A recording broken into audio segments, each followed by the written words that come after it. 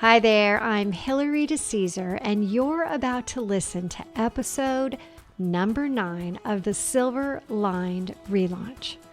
Jim Fortin, who you are about to listen to, is one of my favorite people in this world.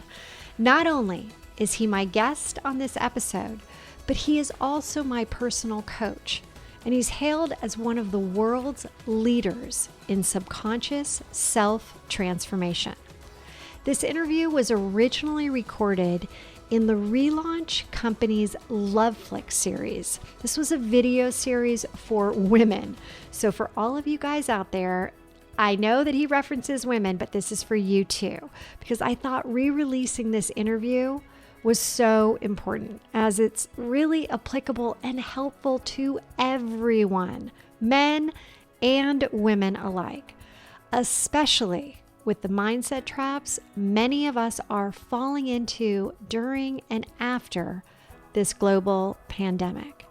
Jim will help you, just as he helps me, as well as the thousands of others in his mentorship group, start to see how when you feel stuck, you're only stuck in your mind. And more specifically, how your mind and thoughts are something that you can control, even during times when you feel you have no control at all. So enjoy, and don't forget the biggest takeaway, which you're going to hear near the end of the episode, when Jim tells you that there is nothing outside of yourself that will ever make you happy. Ever. But he explains why. And I think it will set off more than a few aha moments. And now, our conversation begins, and so does the enlightenment. You're listening to the Silver Lined ReLaunch, and I'm your host, Hillary DeCesar, award-winning entrepreneur and transitional coach. Each week, I'll invite you to tune into inspirational stories, revealing how you too can turn ordinary experiences into the extraordinary. Feeling stuck? I'll share step-by-step strategies to fuel your ability to experience a life where silver linings are both abundant and possible. So today I am over the top excited to bring you my personal mentor, Jim Fortin. And Jim is the leader in the field of subconscious sales, influence, and performance. He helps high-performing selling professionals and entrepreneurs significantly increase their sales and performance by using those brain-based and unconscious strategies.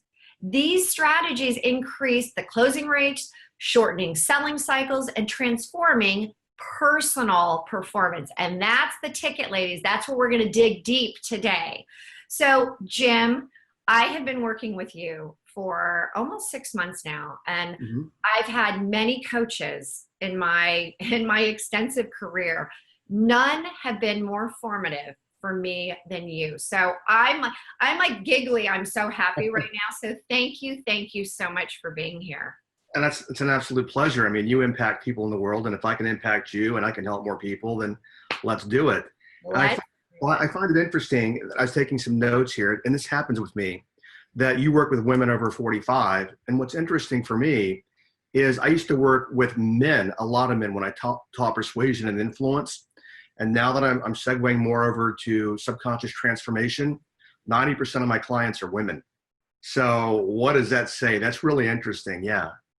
Well, what's great about what you're doing now is I sit here and I think about these women that I work with that are relaunching truly after, divorce or loss, or they're just plain feeling stuck. So many of them are struggling with negative thoughts, with like, gosh, and you've done such a great job with some of your teachings around getting around this. In fact, you even have a formula that would you talk us through it? Because you understand this demographic so well. And the way you teach it, and I've incorporated it into our teachings, it's incredible. Thank you. Yeah, let's go here first. You said, and when I'm looking down, I'll be taking notes as we go. You said that a lot of women are stuck, right? That's what, and anybody can go back and listen. What I want every one of you ladies right now to understand is that we're never stuck. It's our thinking that's stuck. So anytime we get stuck in life, it's because we're out of options. Many times we're going into what I call resignation as opposed to going into possibility. So we'll hit a wall, and in that moment, we just get stuck because we're like, well, what is my next step? And most people will shut down, male and female will shut down right there without really thinking through, okay, how can I be more creative about this? How can I see things that I haven't seen? How can I ask myself questions that I haven't asked myself to give me more clarity here? So I wanted to toss that up first. We're never stuck. I had a young guy call me one time, and he wanted to go into coaching. And in his email, he says, I'm in a bind. And then as we were going through our coaching, he recognized that he wasn't in a bind. It was simply the way that he had his thinking organized that kept him in a bind. So ladies, you're not stuck ever, and you're never in a bind. You're simply out of creativity about things that you could do differently. That's step number one. And then you ask about what I call the program that I created called Master Thought Formula, right? Fantastic.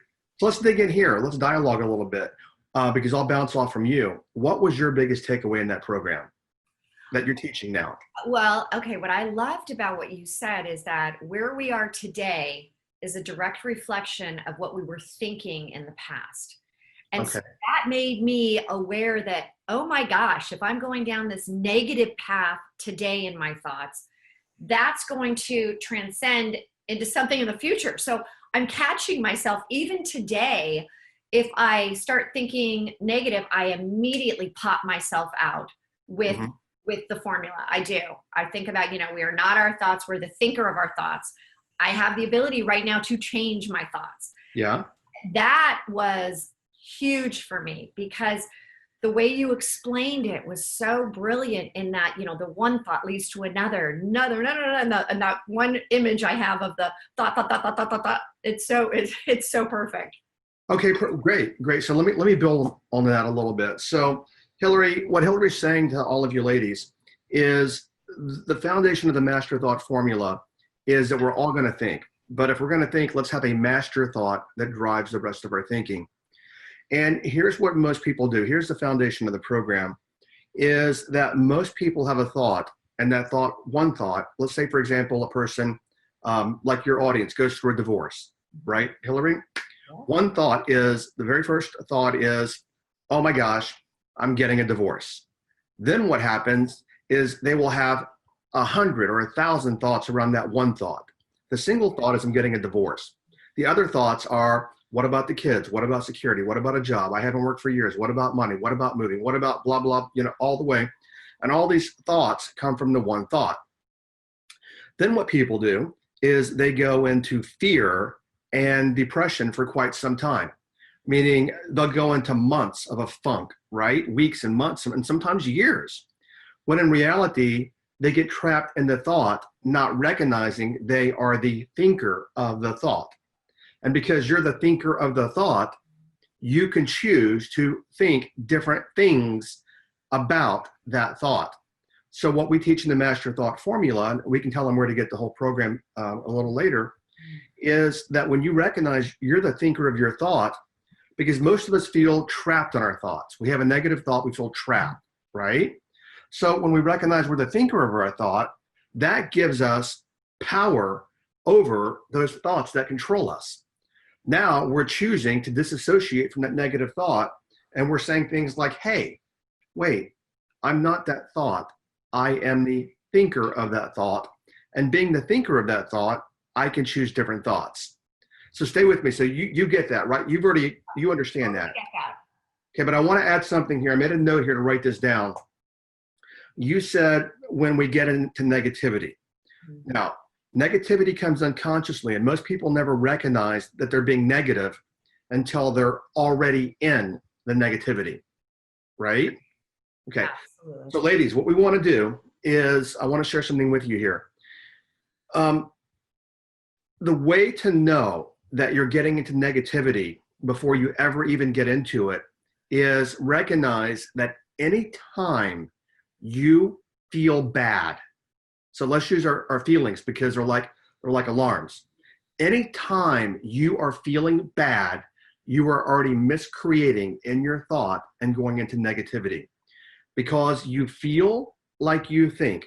And if you are thinking bad, then you are feeling bad.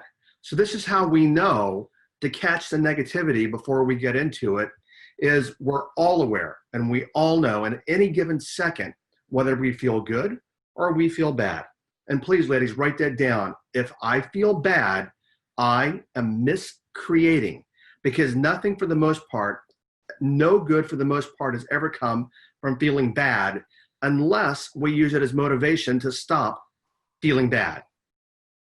Does that make sense? It does, but I have to say, okay, so you're talking about feel like you think, and I remember when I first heard this, I'm like, okay, is this one of those think positive, I'm happy. It is basically, but what you're saying is that you can actually stop that negativity from becoming pervasive, from becoming like, you can actually stop it before it happens because, as you said, thoughts are only about 90 seconds. Is that right? Very quick, very fleeting, if even that, yes. But once you start that negativity, then it's like that snowball, the snowball effect, where all of a sudden things just start to negative. Once you start going down that path, and you're saying you can stop it. Yes, so let me add there, ladies, is that, Hillary, you're hitting on it. It's bullseye. Is that, again, one thought leads to 100 other thoughts, and then it snowballs, obviously, from the one thought to the 100. What I'm saying is if you're having a thought about, oh my gosh, I'm in fear, I'm getting a divorce, we can stop it right there at that one thought to recognize, and we can say to ourselves, you know what? I'm having a thought. I am the thinker of that thought. I can move my attention and think something different. What is it that I choose to think that is going to actually support me in my divorce as opposed to putting me into a funk or fear, which fear is the first place that most people go. So what is it that I can think differently? And then if you might remember, I tell people everything's interpretation. So what new interpretations can I make that are going to serve me here, that are going to work for me, that are going to keep me in a powerful place as opposed to in my new apartment or condo or staying at the house and shutting all the curtains and sleeping for 2 weeks, which doesn't solve anything. No, so for these women that are sitting here, and so many of our clients say, you know, where are all the good men? There are no more good men out there. Or I'm having the worst, you know, every time I go on a date, it's terrible and I'm never meeting the right guy. And then the other one is always like, you know, oh my God, I'm going to be an 80-year-old woman online dating. It's terrible. It's frustrating. I'm going to meet a horrible man there. He's going to be, he's going to come and do something terrible to me. These are all thoughts, and you can literally just ask a question and people go right into that, all the fears, as you said. Okay. Yeah. So let's look at two things here. Number one is I had to speak at an event in New York about 3 weeks ago. I was with a friend of mine. I used to live in New York. I'm a native Texan, and we were having dinner, and he was saying the reverse, but the same thing is, where are all the good women? And I'm like, are you kidding me? You're in New York City, the largest city in the US. Right. And when I knew him years ago, what dawned on me, just like that at dinner, when I knew him years ago, he used to say, where are all the good women? And he was single then, and I haven't lived in New York in 18 years, and he's single now, still saying, where are all the good women? Mm-hmm. So what do you think he's creating by holding that psychological paradigm that there are no good women? Then, because he holds that paradigm, that's how he shows up in the world. And because that's how he shows up in the world, that's his unconscious body language. That is the energy that he puts out. That's what he attracts right back. Now he has fulfilled the cycle of a self-fulfilling prophecy. And that's exactly it. Self-fulfilling prophecy. Because exactly. That's what he's bringing in. Exactly. And so when I sat there, I was like, I didn't notice it back then. And I sat there and I'm like, I didn't say much, but I thought to myself, this is why 18 years later, you're still single, because you're working from the foundational belief that there are no good women left. Then I was in New York. Like I said, I don't really have any friends there anymore. For the most part, I saw him. And then the next morning, I used to live on the Upper West Side, but I was in a place called Hell's Kitchen. I'm not familiar with it. And I just went to grab some brunch that morning. And I just walked into this brunch place, and up on the wall, there was this quote. There was this picture up on the wall. I'm looking for my phone here really quickly. Hopefully I have it closed. I won't spend a lot of time. But I want to show you, ladies. Up on the wall was this picture. The very same morning. Can you read it? Yeah, our life is what our thoughts make it. Love it. Now, let's look at the gravity of that. The night before, his life is a reflection of what his thoughts are making it, right? So ladies, let that sink in. So you're choosing your thoughts, and your thoughts are making your life. But then you go and you have this experience. So what happens is you have the first part of the self-fulfilling prophecy is there's no good men. Then you're also looking for that to be true because you believe it. Then you attract it back, and then you say, see, I told you there are no good men in the world. Now you've fulfilled the self-fulfilling prophecy. This is why our thoughts, and you're all the motivational speakers, back to your comment about rah-rah positive thinking. I mean, obviously, I think you've heard me say before, we want to be as positive and as healthy in our thinking as possible. But most people never even think about the construct of thought itself. How am I thinking? How am I constructing my thinking? So how are ladies constructing their thinking and constructing their life when their thought is there are no good men left? That's really powerful. Jim, so I have to say that, we all fall into things don't always go our way, right? You might be, having trouble at the office. I know there's some women right now that are saying, glass ceiling, can't move on. There's other women that are saying, hey, divorce is hard. And trust me, I get it. It is not easy. Perhaps you're a single mom like I was. You got 3 young little kids and you're on your own. You're no longer the Mrs. to the Mr., as we say. Yeah. Your identity. And you talk about this idea of, who do you want to show up as? Who, you be who you want to show up as. This was impactful for me because, bad stuff happens. It's just, that's life. And the way you talk about the approach is so critical because we do go down the path of, that this is happening to me. My life sucks right now. This is, when am I ever going to pop out of it? Can you help us understand that idea of the being piece? Yeah. And if I don't answer it where you want me to answer it, bring it back. Number one, you said bad stuff happens. Okay. Bad stuff doesn't happen. I have to lead a little bit here, Jim. We make interpretations about what happens. Most of us charge the world, and I used to be the way, oh, that's bad, or that's good. And then we spend our whole life going good, bad, good, bad, good, bad. And what I tell people is that nothing means anything except the meaning that you give it. So let's say, for example, that a woman's leaving a job, or let me take me, for example, many years ago, very quick story. Back when I was in my 20s, I used to be on the executive staff at Jimmy Carter, and there was a job that was open that was the assistant chief of staff to Jimmy Carter. Now, he's a humanitarian. There's no politics involved there. And I wanted that job really bad because I'd been there for a while. And a friend of mine said to me, he goes, if you get the job, that's great. And if you don't get the job, that's great. I'm like, what does that mean? And he's like, well, if you get the job, that's going to be great because you wanted it. And if you don't, there's something better for you. Now, had I gotten a job, I probably wouldn't be doing today what I'm doing today because I'd probably be chief of staff there doing things in the world and helping and really enjoying it. Okay. So ladies, nothing has any meaning except the meaning that you give it. So be careful with the meaning that you're giving things. Now, let's go to women getting divorced. Okay. Or women in business and life. One of my best friends she's almost 80 now. I was her coach about a decade ago, and she became my mentor.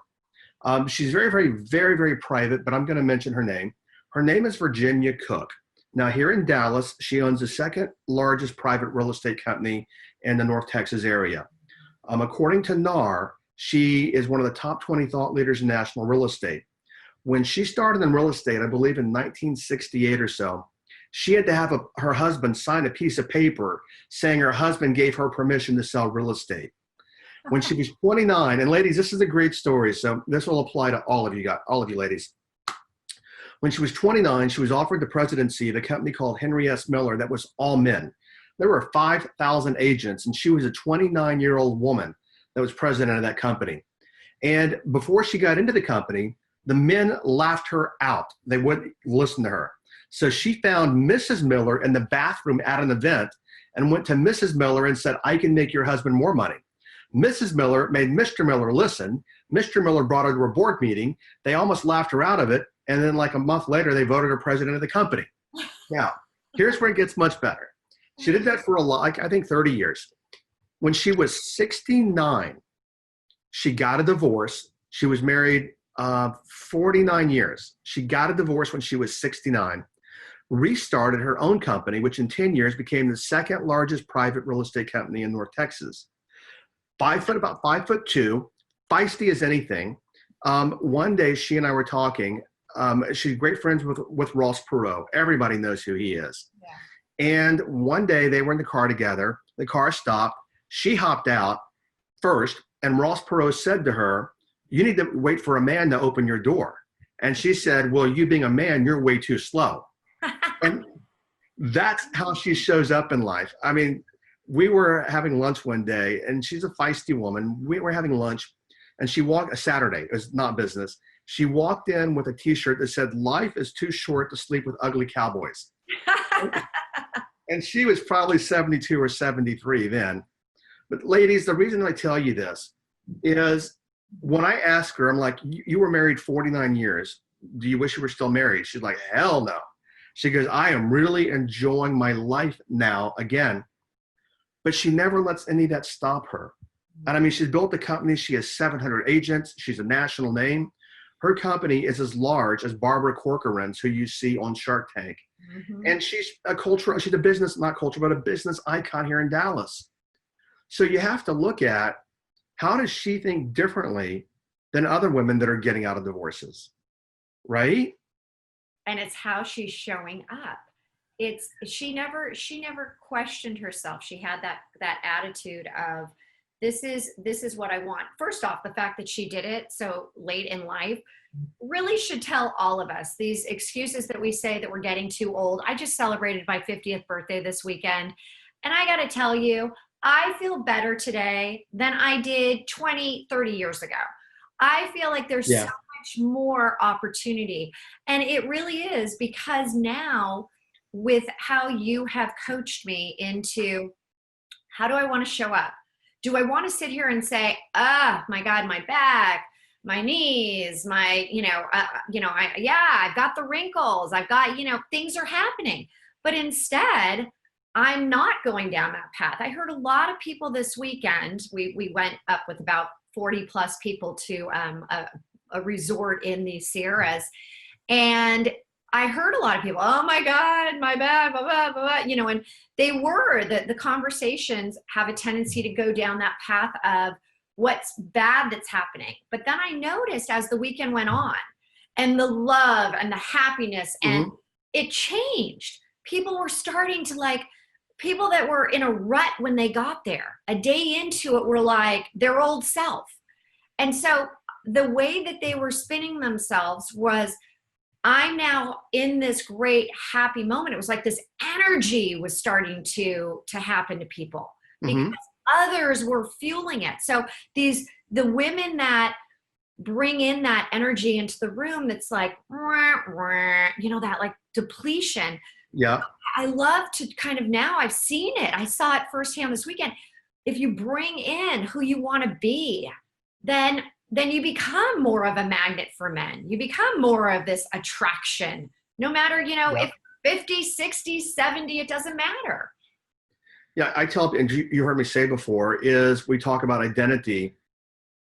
What identity would somebody have who has what I want? I mean, what would their self-image be, and what would they identify with, and how would they see themselves? So, ladies, when you're talking about there are no good men left, who is that person saying that? What does that person identify as opposed to what would a person say who believes that, you know what, I'm a catch. I'm a great catch. And there are plenty of men in this world that would want to be with me. Two very, very different identities. One actually is very assured, very confident. The other is actually what I call, which we didn't touch upon, working from circumstance. One is creating their world. One is being molded by the world. So we have to look at how we go out in the world. Do we let the world actually, and all of our circumstances around us, determine how we feel, which is what most people do? Or do we go out in the world and we actually create by our identity, our intention, our energy, and what we put out there? Ladies, one more thing here, just to go back a little bit, is we read people unconsciously. I use the word subconsciously and unconsciously interchangeably, but we read people subconsciously. So for example, even looking at Hillary and I right now, I have an office, which I have to go shoot some video later today, but the lighting this morning cast this room with a bit of a tint to it. She's got different lighting. My only point here is, maybe you've noticed, maybe you haven't, but that's not the point. The point is that you're reading her and me both unconsciously and determining things about us without even knowing that you're reading us unconsciously. Now, to give you an example there, all of you ladies listening right now, are you aware of the pressure of your big toe in your shoe right now? No, you're not, until I bring it to your attention. But when I bring it to your attention, you're aware of it. Yet your unconscious mind, your subconscious mind, is aware of it. And the reason that I tell you this is, if you go on a date and you have the belief that all good men are taken, that will literally filter through your body language, your tone, your inflection, your breathing, your smiling, your attitude, what you say and what you don't say. That person will read you unconsciously, and then they will just say, well, she's not into it. So then what happens is they unconsciously automatically back up and say she's not into it. You're on the other side of the table saying, see, I told you there's no good men here. It's because of what you're telegraphing to the person that you're with subconsciously. That's why it's because you're working through a filter, and the filter filters through the body. That's why it's so vital that you have to manage what energy you're going to a date or a job interview or whatever. You have to manage that because the other person is reading it. Well, and I was going to say that a lot of times, you know, it's hard to look at these beliefs. It's hard to have that reflection back in the mirror that maybe it's you. Beliefs are sometimes very hard to acknowledge. Okay, but it's always you. Ladies, you have to get that. It's always you. When we accept 100% responsibility for our lives, I never look at anyone, and I used to when I was younger, but I never look at anyone and say, you make me feel so-and-so. No, you do what you do. I choose to interpret it. I make meaning of it. Then I make myself feel a particular way based upon my interpretations of it. So we have to be 100% responsible. When a marriage comes apart, when I lived in New York City years ago, I heard on the radio, this guy said, Jerry Seinfeld stole my wife. That's literally what he said on some talk show. And I said, dude, have you asked yourself, number one, was she the right wife for you? And secondly, if she left you, have you asked yourself who you were being and how you were being that caused her to leave? He took no and was being in no way responsible for the fact that his wife wanted to be with somebody else. So what he did is what most people do. He blamed it on somebody else instead of looking in the mirror and saying, was I a good husband? What did I do to cause her to want to leave? What could I have done differently? How could I have been differently? Did I marry the right person? Was she the right one for me? So I could have treated her in the way that she wanted to be treated. And so many women sit here and say, I just want the guy, you know, I want him to make me happy. I just want to be happy. And it's like, you know what? No, a guy cannot make you happy. He can make you happier. There's nothing outside of yourself that will make you happy. Ever, ladies. So we have to be like my friend Doug. He was happy and the girls were coming. You have to be, because it affects everything about you, your entire physiology, everything. So if you're saying, and I hear that a lot, I just want a guy to make me happy. Well, guess what? That formula of thinking is going to actually keep you unhappy, because now you're needy and now you're clingy and now you're going to attract and attach yourself to the first person who you think does that. Now, the second he doesn't make you happy, guess what? Now you're unhappy, because you're letting somebody outside of you determine your internal happiness. Ladies, that is a very counterproductive place to be. Okay, I'm going to stop us here because we literally could talk all day long. I love everything that you have, and we've touched on, I tried to touch on a lot of the key concepts that you cover in your course and how you have coached me and mentored me through the last 6 months. And I've said, anything that you have done, I have I'm right there. Sign me up, because I think it's that incredible. So Jim, tell us what you're working on right now and how people can get involved with working with you. Okay, so obviously you've been through what I call the transformational coaching program. You're actually going back through it again, which is what a lot of people do sometimes. We have a new transformational program coming out in September. I think it's the week of the 12th, 13th, 14th, something like it's that week is when we're launching it. We're starting a little later. It's a 12-week program like you went through. The easiest way to learn about that is just to opt into my list, and that way we'll keep you updated. But go to jimfortin.com, J-I-M, well, you'll put the link here, jimfortin.com. And there's what we talked about when we started. There is a video training program there called the Master Thought Formula. Hillary can vouch for this. Even though I teach marketing, I'm not an overzealous marketer. I'm not going to bombard you with emails and all that kind of stuff. Quite the opposite.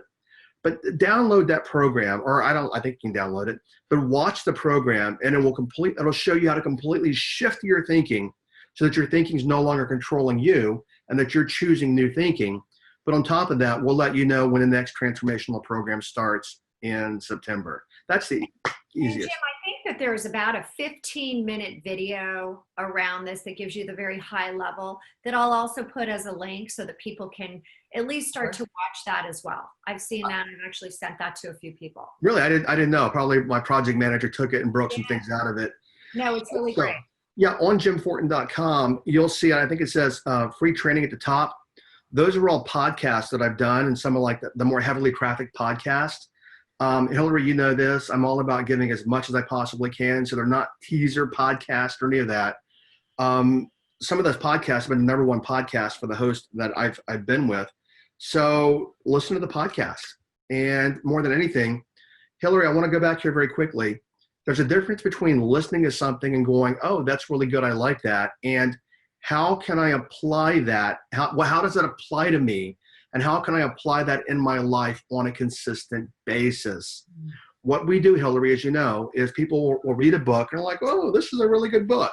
They put it back on the shelf and they forget about it. We have, ladies, because I want to go back here. Hillary said, how do we change the beliefs?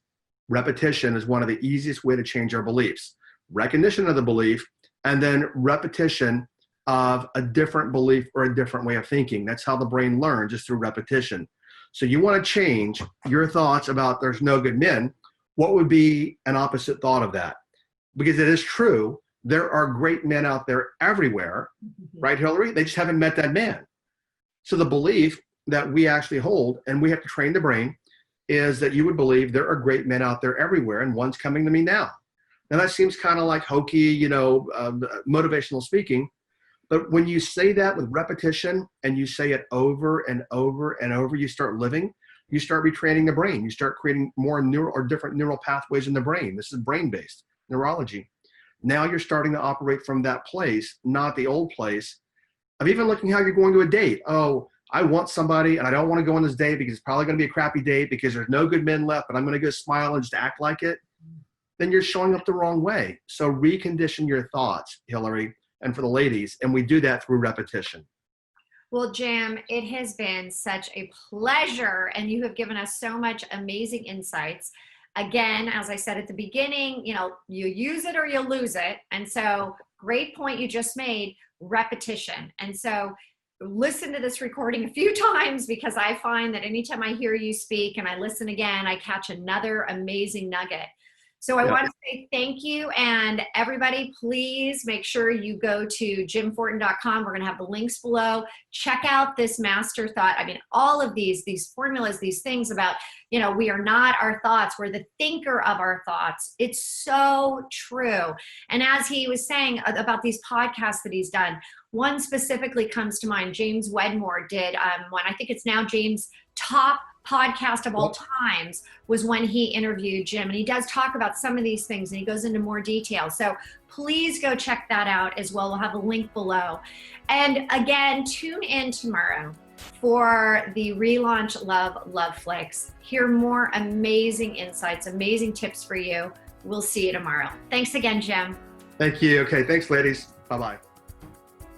Thank you so much for tuning in today. If you felt a connection to this episode of the Silver Lined ReLaunch, please head over to iTunes now. It would mean so much to me if you would leave a good review and help others find silver linings as well.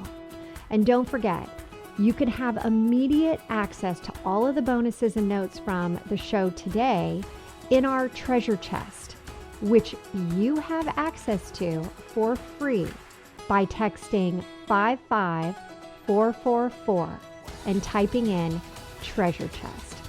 Or you could go to our private Facebook group, The ReLaunch Effect, Living a Life You Love. Together we've hit the reset button for you, turning your transitions into a transformation. Until next time, don't forget, there's always a silver lining.